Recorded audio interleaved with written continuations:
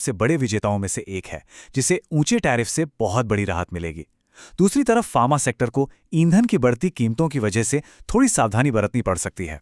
और हाँ, textile sector के लिए ये सौदा वियतनाम और बांग्लादेश जैसे प्रतिद्वंदियों के सामने अपनी कॉम्पिटिटिवनेस वापस पाने में बहुत मदद करेगा।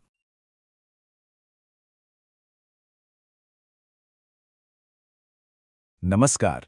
आज की तारीख है 2 फरवरी 2026 और आज अमेरिका भारत के व्यापारिक रिश्तों में एक बहुत बड़ी, एक ऐतिहासिक डील का ऐलान हुआ है। तो इस नए सौदे का असली मतलब क्या है, कौन से सेक्टर्स पर इसका सीधा असर पड़ेगा और इसकी बड़ी रणनीतिक तस्वीर क्या बनती है? चलिए इस पूरे विश्लेषण में गहराई से उतरते हैं। लेकिन आगे बढ़ने से पहले एक बात साफ कर देना बहुत जरूरी है। ये चर्चा सिर्फ जानकारी देने के लिए है और पूरी तरह से स्रोत सामग्री पर आधारित है। इसे किसी भी तरह की वित्तीय सलाह न समझा जाए और न ही ये किसी तरह की खरीद या बिक्री की सिफारिश है।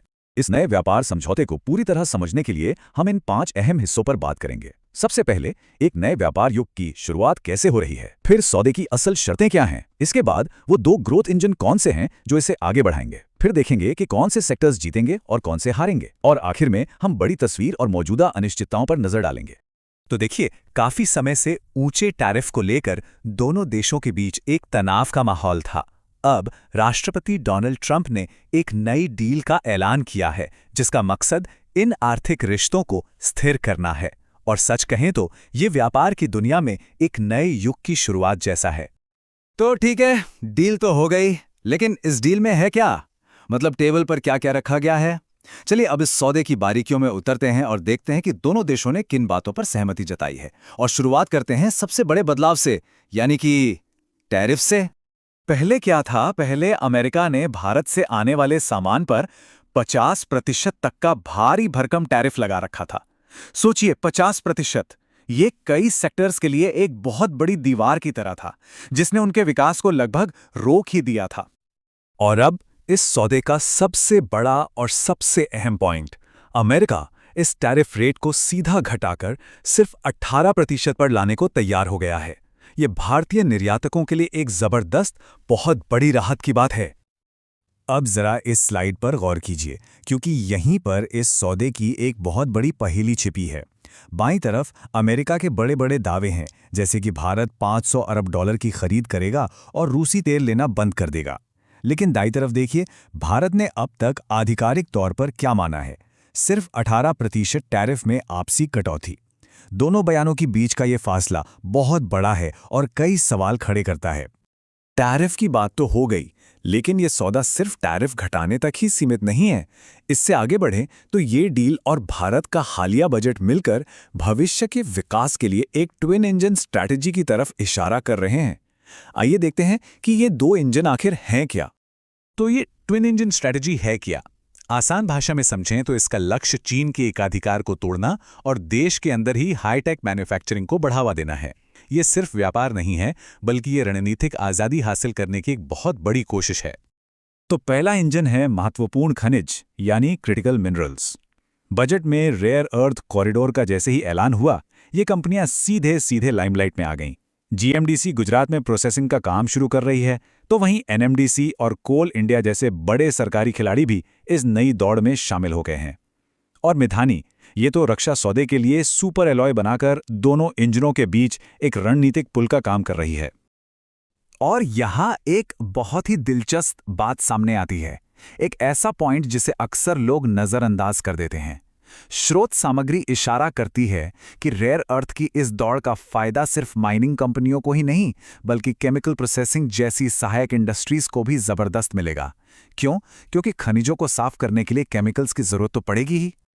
अच्छा, अब आते हैं दूसरे इंजन पर, डिफेंस और टेक्नोलॉजी। ये सौदा जेट इंजन और ड्रोन बनाने का एक बिल्कुल साफ रोड मैप देता है। HAL GE jet engine technology transfer का मुख्य पार्टनर है। BEL एवियोनिक्स बनाएगा, यानी विमानों के लिए जरूरी इलेक्ट्रॉनिक सिस्टम। और पारस डिफेंस और सोलर इंडस्ट्रीज जैसी कंपनियां ड्रोन टेक्नोलॉजी में बहुत अहम भूमिका निभाने वाली हैं। ठीक है, हमने दोनों इंजन समझ लिए। अब थोड़ा सा पीछे हटकर देखते हैं, यानी जूम आउट करते हैं और समझने की कोशिश करते हैं कि इस डील का पूरी भारतीय इकोनॉमी पर सेक्टर दर सेक्टर क्या असर पड़ने वाला है। ये टेबल तस्वीर को काफी हद तक साफ कर देती है। IT और डिफेंस के लिए तो ये बिल्कुल हरी झंडी है, एक बहुत अच्छी खबर। टेक्सटाइल के लिए कह सकते हैं कि एक राहत की सांस है, लेकिन 18% अभी भी एक चुनौती तो है ही। कृषि सेक्टर को सावधान रहना होगा, क्योंकि कड़ी प्रतिस्पर्धा का सामना करना पड़ सकता है। और ऊर्जा आयातकों के लिए ये बुरी खबर हो सकती है, क्योंकि सस्ते रूसी तेल का विकल्प खोने से घरेलू कीमतें बढ़ सकती हैं। कुछ और सेक्टर्स की बात करें तो ऑटोमोबाइल सेक्टर सबसे बड़े विजेताओं में से एक है, जिसे ऊंचे टैरिफ से बहुत बड़ी राहत मिलेगी। दूसरी तरफ फार्मा सेक्टर को ईंधन की बढ़ती कीमतों की वजह से थोड़ी सावधानी बरतनी पड़ सकती है। और हाँ, टेक्सटाइल सेक्टर के लिए ये सौदा वियतनाम और बांग्लादेश जैसे प्रतिद्वंदियों के सामने अपनी कॉम्पिटिटिवनेस वापस पाने में बहुत मदद करेगा। अब आखिर में इस पूरी डील को इसके बड़े स्ट्रैटेजिक पिक्चर में फिट करके देखते हैं और उन अहम सवालों पर भी नजर डालते हैं जिनके जवाब अभी भी मिलना बाकी हैं। ये समझना बहुत जरूरी है कि ये सौदा कोई अचानक से नहीं हुआ है। ये भारत की उस लंबी सोची समझी स्ट्रैटेजी का हिस्सा है, जिसके तहत वो किसी एक देश पर अपनी निर्भरता कम करके व्यापारिक भागीदारों में विविधता ला रहा है। हाल ही में हुए EU और UK के साथ समझौते भी इसी दिशा में उठाए गए कदम थे। और जैसा कि हमने पहले भी जिक्र किया था, अभी भी कुछ बातें हैं जो पूरी तरह से साफ नहीं हैं।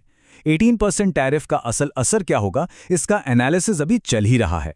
अमेरिका और भारत के बयानों में अंतर अभी भी बना हुआ है और भारत की नॉन टैरिफ बाधाओं को कम करने की बारीकियां अभी सामने नहीं आई हैं, जो कि व्यापार के लिए बहुत जरूरी हैं।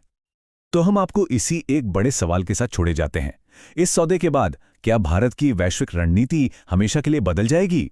ये समझौता सिर्फ टैरिफ और व्यापार के आंकड़ों से कहीं बढ़कर है।